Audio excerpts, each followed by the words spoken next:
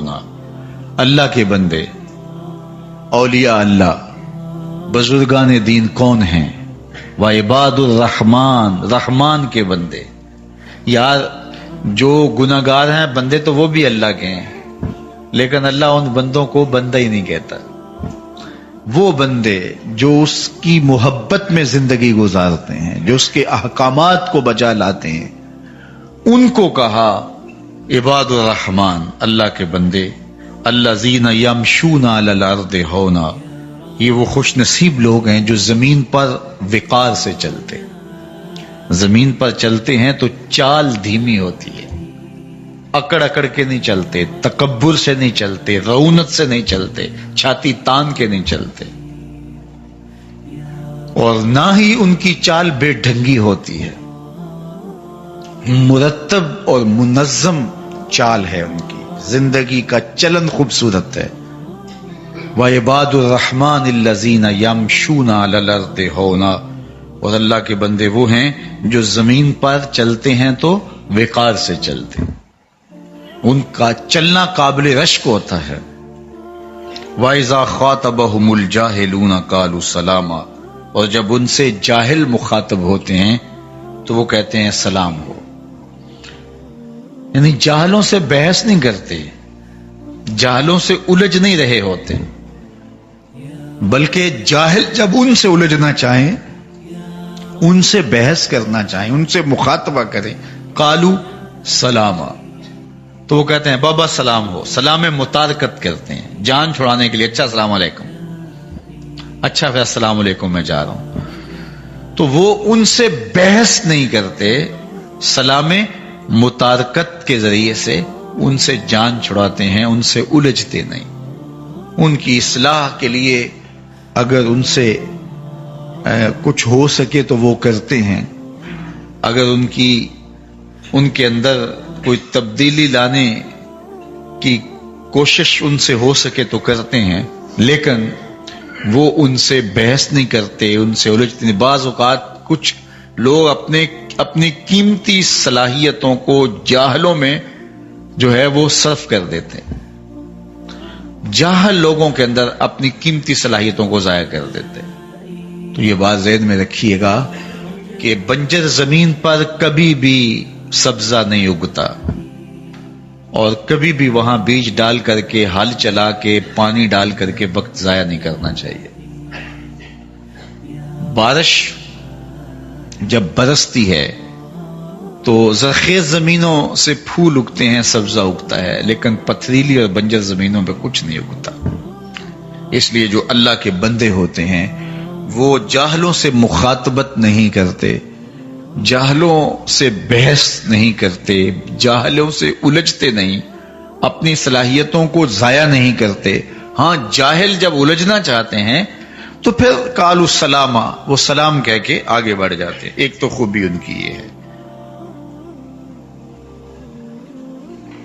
آگے فرمایا والذین یبیتون لربہم سجدا وقیاما، سجدا وقیاما، اور یہ وہ خوش نصیب لوگ ہیں جن کی راتیں اللہ کے حضور کبھی سجدے میں گزرتی ہیں، کبھی قیام میں گزرتی ہیں۔ یہ سجدے اور قیام میں راتیں بسر کرتے ہیں، اپنی زندگی کو منظم رکھے ہوئے ہیں، اپنی چال کو خوبصورت رکھے ہوئے ہیں، جہالوں سے الجھ کے اپنا قیمتی وقت ضائع نہیں کرتے، اوقات دن میں اپنی محافظت کرتے ہیں اور اپنے آپ کو بچاتے ہیں فضولیات سے، لغویات سے، بےہودگیوں سے اور بےہودہ لوگوں سے، بےہودہ چال ڈھال سے اور بےہودہ لوگوں سے، مباحثے سے اپنے آپ کو دن کو بچا کے رکھتے ہیں۔ اور جب رات کالی چادر اوڑھ لیتی ہے اور اندھیرا چھا جاتا ہے اور لوگ اپنے گھروں میں سو جاتے ہیں، یہ مصلے بچھا لیتے ہیں۔ الذین یبیتون لربہم، یہ اپنی راتیں بسر کرتے ہیں اپنے رب کے لیے، سجدا و قیاما، حالت سجدہ میں اور حالت قیام میں۔ سجدہ و قیام کی صورت کے اندر ان کی راتیں بسر ہوتی۔ اللہ اکبر۔ سیدہ فاطمہ الزہرا رضی اللہ تعالی عنہا ایک دن بارگاہ ایزدی میں عرض گزار ہوتی ہیں، مالک تیری راتیں اتنی چھوٹی ہیں کہ تیری بندی کا ذوق بندگی ہی پورا نہیں ہوتا. ایک رات تو اتنی لمبی بنا دے کہ جی بھر کے تجھے سجدہ ہی کر سکوں. اللہ اکبر. ساری رات قیام کرنے کے باوجود بھی ان کی تشنگی ختم نہیں ہوتی. ذکر و فکر میں لگے رہتے ہیں، یاد الہی میں ان کی راتیں گزرتی ہیں، خوف خدا میں آنسو بہتے ہیں. کبھی قیام کرتے ہیں، کبھی سجود کرتے ہیں، کبھی رکوع میں وقت گزرتا ہے. والذین یقولون ربنا اصرف عنا عذاب جہنم ان عذابها کان غراما.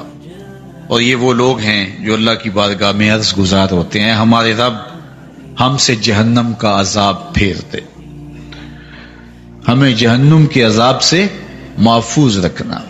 یہ کون لوگ ہیں جن کی زندگی معتدل ہے؟ یہ کون لوگ ہیں جن کی چال ڈھال خوبصورت ہے، جو اپنے قیمتی وقت کی قیمت کا احساس رکھتے ہیں اور جاہلوں سے مخاطبت نہیں کرتے؟ یہ وہ خوش نصیب لوگ ہیں کہ جو راتوں کی تنہائیوں میں ذکر و فکر کے چراغ روشن رکھتے ہیں، کبھی رکوع میں، کبھی قیام میں، کبھی سجدوں میں راتیں بسر کرتے ہیں. آپ بتائیے، جو اپنی زندگی کے شب و روز کو مرتب، منظم اور عبادت کے ساتھ پر نور رکھے ہوئے ہو، کیا شان ہے اس کی. لیکن تکبر پیدا نہیں ہوتا کہ ہم نے ان سجدوں سے، ان رکوع اور قیام کے ذریعے سے لوگوں سے افضلیت حاصل کر لی اور جنت کے ٹھیکیدار بن گئے. نہیں، وہ کیا کہتے ہیں؟ اللہ ہم سے عذاب جہنم پھیر. ڈرنے والے خدا سے. ہم تو 4 نمازیں تسلسل سے پڑھ لیں تو بے نمازیوں کو حقیر سمجھنے لگ جائیں، لیکن یہ کیا ہے؟ زندگی ذکر و فکر میں گزرتی ہے، سجدہ و قیام میں راتیں بسر ہوتی ہیں، لیکن عرض کیا کرتے ہیں؟ مالک ہم سے جہنم کا عذاب پھیر دے. ان عذابہا کان غراما. بے شک جہنم کا عذاب جو ہے وہ گلے کی پھانس ہے، ہم وہ گوارا نہیں کر سکتے. یہ خوف خدا اور خشیت الہی کا عالم ہے.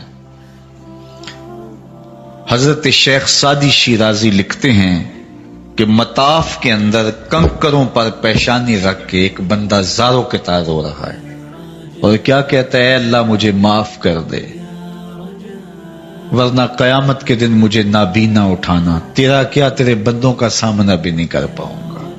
اتنے درد سے روتا ہے کہ چلنے والوں کے قدم رکتے ہیں.